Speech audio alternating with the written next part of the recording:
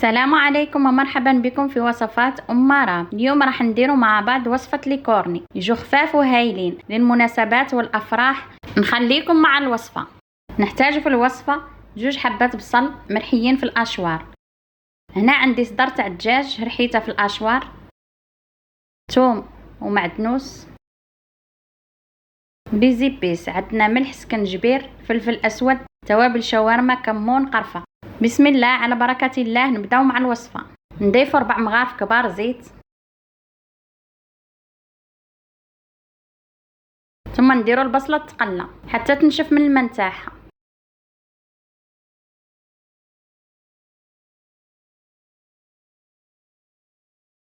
بعد ما تقلت معانا البصلة ونشف الماء نتاعها نضيفو صدر الدجاج، نحركو الدجاج مع البصل.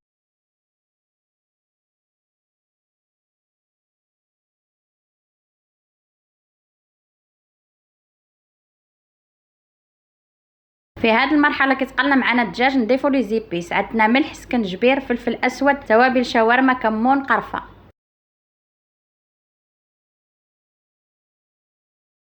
نضيفو التوابل ونحركو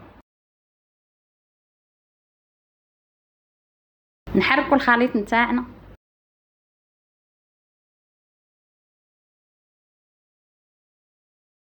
في هذه المرحله نضيف الثوم ومعدنوس.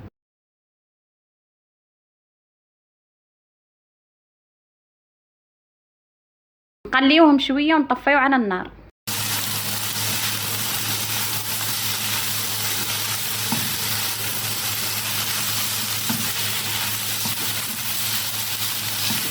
هنا نحتاجو في صلصه الجبن عندنا كأس حليب، مغرف صغيره زبده، مغرف كبيره مايزينا، فرماج، ملح وفلفل اسود.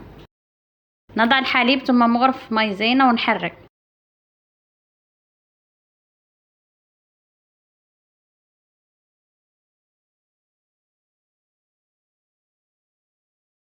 ثم نحرك ونضع الخليط على النار حتى يتقال معانا.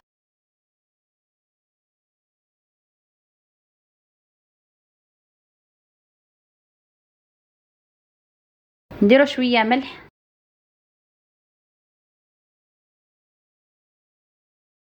نديرو الجبن، مغرف صغيره زبده، ونحرك.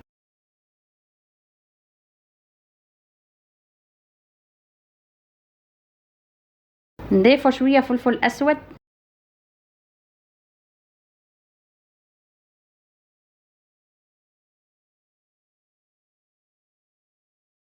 وها الصلصه تاعنا واجده.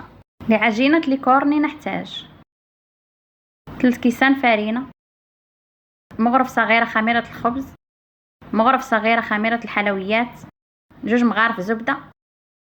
نضع 3 كيسان فرينه،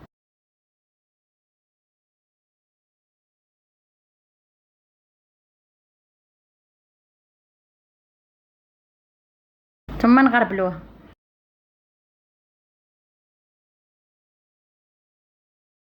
عندي مغرف صغيره ملح، مغرف كبيره سكر، مغرف صغيره خميره الخبز،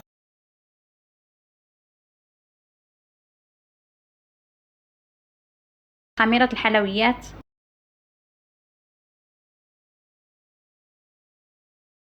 ثم نحرك.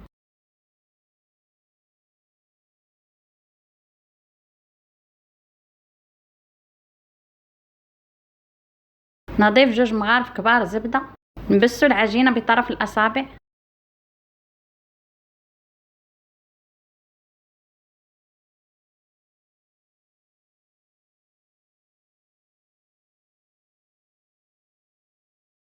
ثم نبسوها باليد. نضيف كأس حليب دافئ تدريجيا.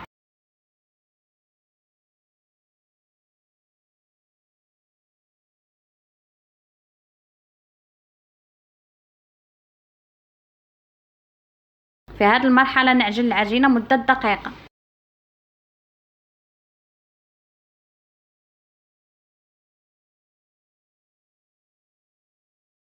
نخليو العجينة نتاعنا شوية طرية تتلاصق في اليد، ثم نضعوها تختمر مدة نصف ساعة.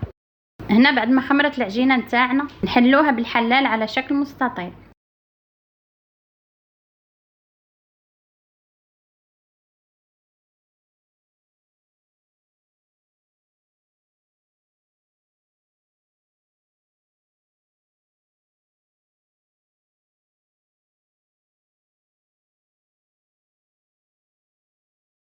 ثم نقطعها شرائح طويلة.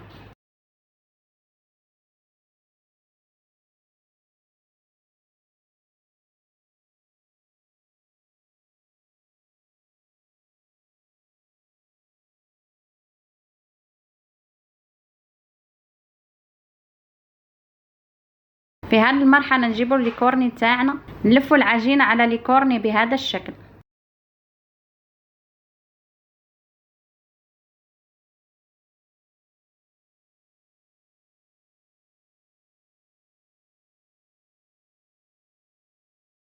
ثم نضعوها في البلاطو حتى نكملوا جميع الكمية. هنا بعد ما كملت كامل الكمية نتاعي عندي حبة بيض،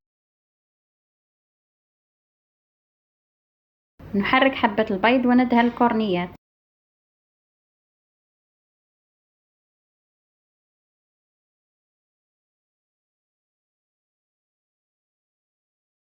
ندهن كامل الكورنيات اللي عندي.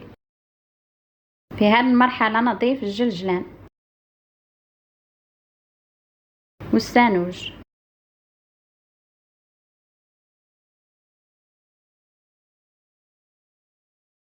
هنا بعد ما كملت كامل الكمية نضع البلان تاعنا في الفرن. هنا بعد ما طاب معانا الكورني شوفوا كيفاش جا، نخلوه يبرد شوية ومن بعد نقلعوه من الكورني. هنا عندي صلصة الجبن، نضعوها على الحشو.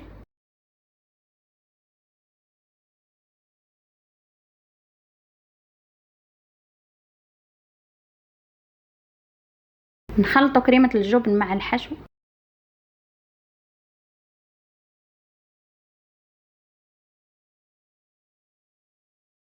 هنا نجيبوا مغرف صغيرة ونعمروا الكورني.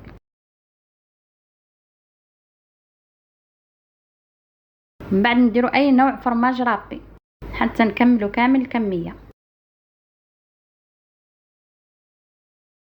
شوفوا كيفاش جا الكورني نتاعنا، صدقوني هاد الكورني من اروع ما يكون. نتمنى تعجبكم وصفة اليوم، واذا عجبتكم الوصفة لا تنسوا الضغط على اللايك والاشتراك في القناة وتفعيل الجرس ليصلكم كل جديد. دمتم في رعاية الله وحفظه في وصفات اخرى ان شاء الله. مع السلامة.